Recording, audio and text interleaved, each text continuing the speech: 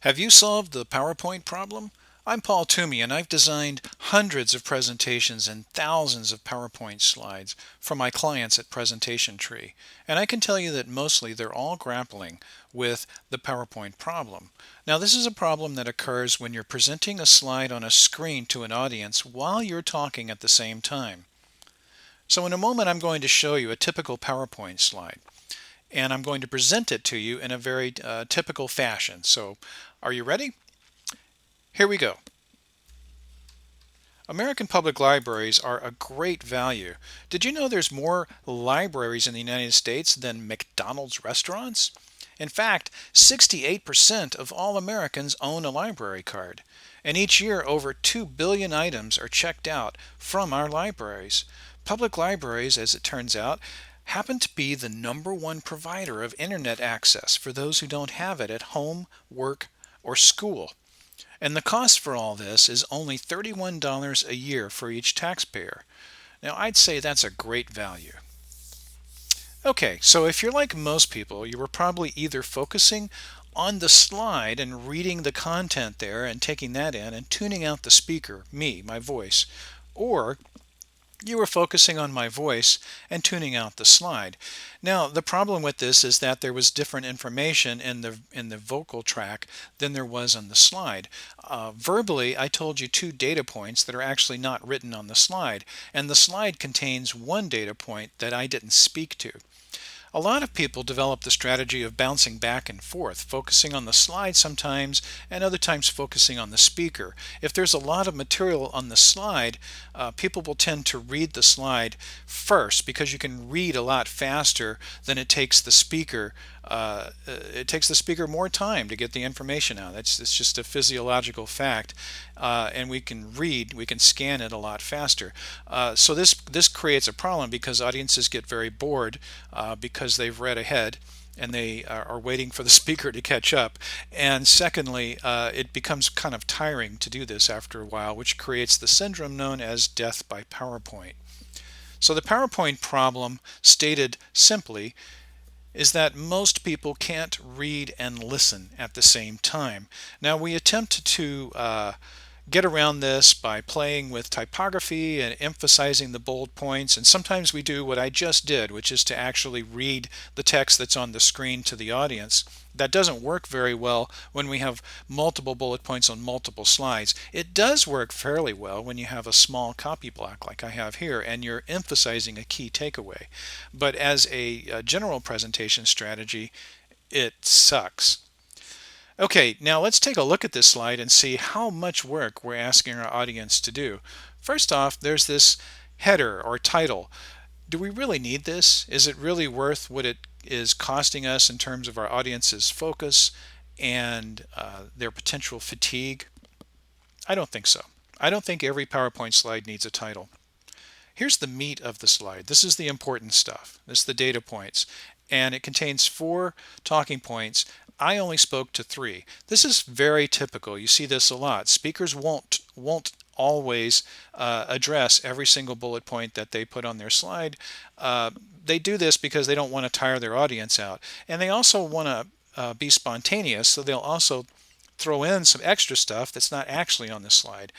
What this ends up doing is creating more confusion than clarity. And here we have a photo, which is always nice to have. It's not a bad picture, but underneath it we've put a caption in smaller text that's even harder to read. And then down at the bottom we have our source. Now, sources are a great thing to include in a printed document or a white paper on the internet, but for a slide that's supporting a live or a virtual presentation or a pre-recorded presentation like this one, you don't really necessarily need to have your sources listed. It's really detracting, it's taking away, it's costing more than it's giving for that context. There is a better way to do this, and it involves having more visuals and less text. We're also going to have more slides, as you'll see. Now, because we have less text and more visuals, everything needs to become bolder. Our images need to become bigger, stretched all the way out to the edges of the screen if possible. And our text needs to become bolder and bigger and much easier to read and absorb in a moment's notice. And because we have fewer elements, we need to refine them. We can't just pick the first image that we find and throw it in our slide and say, great, now I've got a visual for my slide. I've got some eye candy. That's not what we're about. We want to find the right visual, the one that reinforces and supports our point and gets it across quickly. And the same with the text. Every word that we use on a slide really needs to be thought about.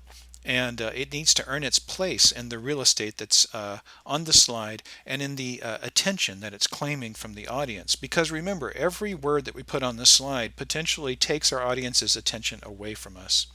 And lastly, things need to be choreographed. We need to bring all of our bold and refined elements on stage the moment that we need them. You'll see that I deliberately put the word choreographed on the screen before I actually talked about it. And that created a disconnect. This sort of disconnect happens all the time in PowerPoint presentations. So we need to pay attention to our choreography in PowerPoint. So let's see what this looks like when we apply these principles to the exact same information. Public libraries in America are an excellent value. Did you know there's more libraries than McDonald's restaurants in the United States? In fact, 68% of all Americans have a library card. Each year, over 2 billion items are checked out from our libraries. Public libraries are the #1 provider of internet access for those who don't have it at home, work, or school. And the cost for all this? Just $31 per year for each taxpayer. I'd say that's a great value. Okay, hopefully that sequence worked better for you. And you'll see that we have 6 slides now instead of 1. Now this raises a common question. I have clients who get anxious when they see the number of slides piling up. It's not the number of slides in your presentation that's the important metric. It's the density of information per slide. So this is the same information, actually a little less than what's on the slide on the right. It's just spaced out in a way that makes it easy to digest. And it makes it more dynamic when you spread it across several slides because what's in front of our eyes is constantly changing. But most importantly, the PowerPoint problem is solved now because our verbal content is in perfect alignment with our visual content. So that's the good news. The PowerPoint problem can be solved. Yay! And I solve the PowerPoint problem every day for my clients, and I also teach people how to do this through virtual training.